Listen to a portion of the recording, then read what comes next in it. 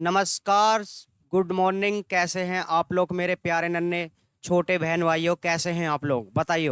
बेटा आपके लिए 10th क्लास के यूपी बोर्ड या सीबीएसई बोर्ड के लिए मैं एक क्वेश्चन लेकर आया हूं जो 4 नंबर आपके पूरे पक्के 4 नंबर पूरे पक्के करता है। इन 4 नंबर को मैं बहुत आसानी से सरल महत्वपूर्ण एकदम सरल सिंपल तरीके से समझाऊंगा। बेटा समझना इस क्वेश्चन को। क्वेश्चन बहुत इंपॉर्टेंट है, आपका हर एग्जाम में आता है बेटा, हर बार एग्जाम में आता है ये 10th क्लास के में। ये कह रहा है कि एक √5 अपरिमेय संख्या होती है। इसको प्रूफ करिए कि ये कैसे होती है बेटा। एक √5 जो होती है वो अपरिमेय संख्या होती है। इसको बेटा प्रूफ करिए। अब हम इसको देखते हैं बेटा, इसको क्वेश्चन को करते हैं, ठीक है। इसको समझते हैं आसानी से। इसमें क्या करना होता है बेटा, सबसे पहले इसको मान लेते हैं कि माना माना ठीक है, माना बेटा, मान लेते हैं इसको कि माना √5 एक परिमेय संख्या है। परिमेय संख्या है बेटा, हमने मान लिया कि √5 एक परिमेय संख्या है। जब √5 हमारी एक परिमेय संख्या तो बेटा परिमेय संख्या क्या कहती है कि √5 जो p/q के रूप में होनी चाहिए। और बेटा q बराबर q डज नॉट 0 होना चाहिए, ये तो कहता है। तो मैं इसको परिमेय संख्या बनाने के लिए बेटा एक से इसमें यहां भी भाग करूंगा। यहां पर p q क्या है बेटा, p और q क्या है, p q एक पूर्णांक है बेटा। एक क्या है, पूर्णांक है, ठीक है। पी क्यू क्या है बेटा, एक पूर्णांक है। पी क्यू को क्या मान लेंगे बेटा, एक पूर्णांक है, ठीक है। जहां एचसीएफ जो होगा बेटा, एचसीएफ जो होगा पी क्यू का, एचसीएफ जो होगा बेटा एक होना चाहिए। ये जो हमारी शर्त है बेटा, ये जो महत्वपूर्ण लाइन है आपकी, ये दो लाइन जो है कि पी क्यू एक पूर्णांक है और एचसीएफ जो बेटा इनका एक, ये बहुत इंपॉर्टेंट लाइन है। बस आप इस क्वेश्चन में ये जरूर लिख के आना है। अगर हमारा एचसीएफ बेटा इसका अगर एक आता है तो हमारी क्या है, ये एक परिमेय संख्या हो जाती है। अगर एक नहीं आता है तो हमारी क्या हो जाएगी बेटा, ये एक अपरिमेय संख्या हो जाएगी, ठीक है। हम क्या करेंगे यहाँ पर बेटा, इसको निकालेंगे, इसको निकालेंगे बेटा, क्या करेंगे, इस क्योंकि इसमें मल्टीप्लाई कर देंगे तो बेटा p बराबर जो आएगा आपका, p बराबर आ जाएगा q√5, q√5। अब हम यहाँ लिखेंगे बेटा, अब यहां पर हम लिखेंगे कि दोनों पक्षों का वर्ग करने पर, दोनों पक्षों का, दोनों पक्षों का बेटा वर्ग करने पर, वर्ग करने पर, जब बेटा दोनों पक्षों का वर्ग करेंगे तो यहां आएगा बेटा p² बराबर q²। √5 का बेटा वर्ग करेंगे तो √5 की पावर 2, या हम कहेंगे बेटा p² बराबर q², 5 q², 5 q² होगा बेटा। अगर ये 5 q में अगर मल्टीप्लाई कर रहा है तो इसका मतलब क्या है, ये बेटा p को डिवाइड करेगा। अगर हमारे पास ये इस तरह से क्वेश्चन बनना है कि p² बराबर 5q है तो बेटा अगर 5q हमारा इसमें मल्टीप्लाई कर रहा है तो इसका मतलब इसमें हमारा क्या करेगा बेटा, ये डिवाइड भी इसमें हमारा करेगा ही करेगा, ठीक है। तो हम इसको कह सकते हैं बेटा, हम इसको कह सकते हैं कि, एक मिनट बेटा,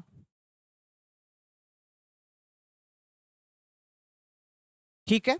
हम इसमें क्या कह सकते हैं, नेक्स्ट पेज ले लेते हैं। यहां पर बेटा बना लेते हैं इसको कि p² बेटा p² 5 से 5 से विभाजित है। 5 से क्या है बेटा, 5 से हमारा विभाजित है। तो बेटा p भी हमारा किससे विभाजित होगा बेटा, p भी फिर हमारा 5 से विभाजित होगा। p भी 5 से बेटा विभाजित होगा, विभाजित होगा बेटा। ये लाइन सही में आई। अगर हम बेटा p² बराबर 5q, 5 अगर हमारा q में अगर डिवाइड मल्टीप्लाई करता है तो वो इसका मतलब इसमें हमारा क्या है, वो विभाजित हो जाएगा।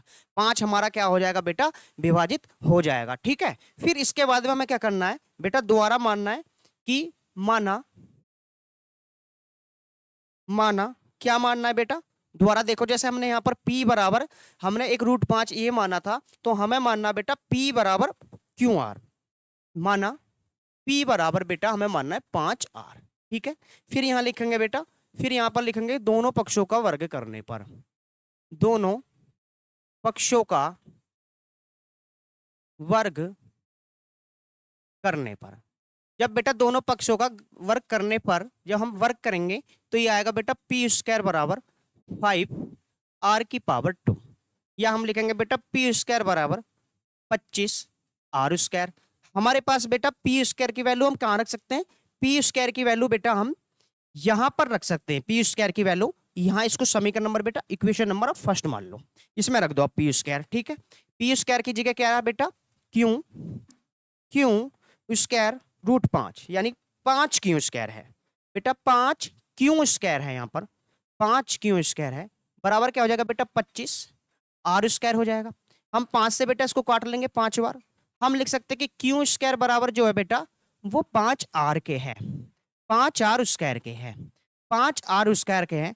तो हम लिखेंगे बेटा ये वही वाली कंडीशन बन गई, वहां पर जैसे पी काट रहा था बेटा, जैसे पी हमारा 5 को काट रहा था, 5 हमारा पी को काट रहा था बेटा, यही वाली कंडीशन हमारी यहाँ पर बन गई है। हम लिखेंगे यहाँ पर कि क्यू स्क्वायर, दूसरा पेन ले लेता हूं बेटा, कि क्यू स्क्वायर 5 से विभाजित है। क्यू स्क्वायर बेटा 5 से विभाजित है। ठीक है, 5 से विभाजित है बेटा। हम लिखेंगे बेटा क्यू भी तो हमारा 5 से विभाजित होगा, क्यू भी 5 से विभाजित होगा बेटा। दोनों लाइन सही में आई, इसमें आपको ज्यादा हिंदी नहीं लिखनी है, बस इतना ही लिखना है कि ये भी हमारा किससे विभाजित होगा? इससे विभाजित होगा। ठीक है, दोनों लाइन सही में आ गई बेटा। पी व क्यू बेटा, अब यहां पर क्या है हमारा? पी व क्यू दोनों क्या है, यहां लिखे देता हूं बेटा, पी व क्यू 5 से विभाजित है, 5 से बेटा विभाजित है। तो हम क्या कहेंगे बेटा, पी व क्यू 5 से विभाजित है, तो पी और क्यू के, पी व ऐसे लिख देते हैं, पी व क्यू। ठीक है,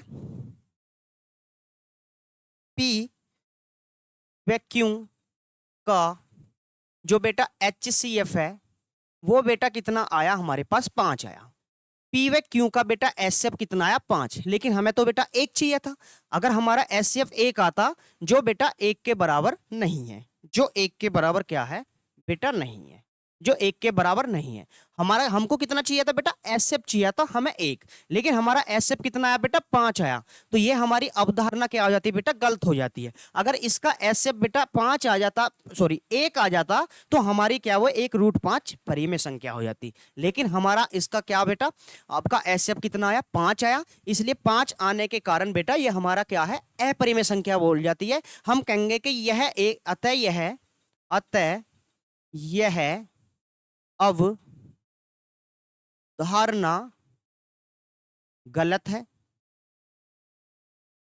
तो √5 बेटा, √5, तो √5 एक अपरिमेय संख्या है।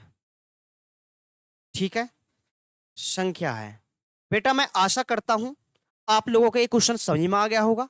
थोड़ा लेंथी बताया बेटा समझाने के लिए, बाकी कुछ नहीं है, बस इसको √5 एक अपरिमेय संख्या मानना है। ये लाइन बहुत इंपॉर्टेंट है बेटा, ये एक लाइन बहुत इंपॉर्टेंट है, ये वाली लाइन बहुत इंपॉर्टेंट है। इसमें क्या करना है बेटा? बस कुछ नहीं करना, √5 ये p/q के रूप में बनाते, क्योंकि अपरिमेय संख्या हमारी p/q के रूप में होती है। हमने इसको क्या मानना बेटा? p बराबर हमारा यह दोनों पक्षों का वर्ग करना है। यहाँ पर हमें एक कंडीशन लगानी है बेटा। ये कंडीशन बेटा, ये जो कंडीशन है ये ध्यान रखना आप लोग, ये जो कंडीशन है, ये लाइन अलग है बेटा, यहां से आगे की लाइन यहां पर है बेटा, ये ध्यान रखना। ठीक है, ये 5 से विभाजित होता है, तो ये भी 5 से विभाजित होगा। उसके बाद में हमें क्या करना है बेटा? p बराबर 5 आर लेना है, क्योंकि हमें q भी तो दिखाना है, दोनों संख्या थी ना p और q भी दिखाना है। तो ये हमारे इस तरह से बेटा सेम बिल्कुल जैसे p की वैल्यू निकाली ऐसे q की वैल्यू निकाली है। बस ये मान हमें समीकरण इक्वेशन नंबर फर्स्ट में रखना है। मैं यहां भी लिख देता हूं कि p स्क्वायर का मान इक्वेशन नंबर फर्स्ट में रखना है बेटा, समीकरण फर्स्ट में रखने पर। ठीक है, तो बेटा मैं आशा करता हूं कि आप लोगों के समझ में आ गया होगा। इसी प्रकार आपके लिए मैं क्या करता हूं बेटा, 2 क्वेश्चन दे देता हूं। अब आप जो ना क्वेश्चन बना पाओगे कि √2 बेटा एक क्वेश्चन करना है आपको, √3 बेटा, बस आपकी संख्या चेंज हुई है, बाकी क्वेश्चन आपको ऐसा ही करना है। ठीक है बेटा। अगर आपको ऐसी और अच्छी अच्छी वीडियो अगर आपको चाहिए तो कमेंट बॉक्स में बेटा लिख करके देना कि हमारे 10th क्लास में ये चैप्टर खराब है या 12th क्लास में मैथ का ये चैप्टर नहीं आता है, इस चैप्टर को करा दीजिए, मैं आपका वो चैप्टर करा दूंगा बेटा। धन्यवाद, थैंक यू, बताना कमेंट्स में।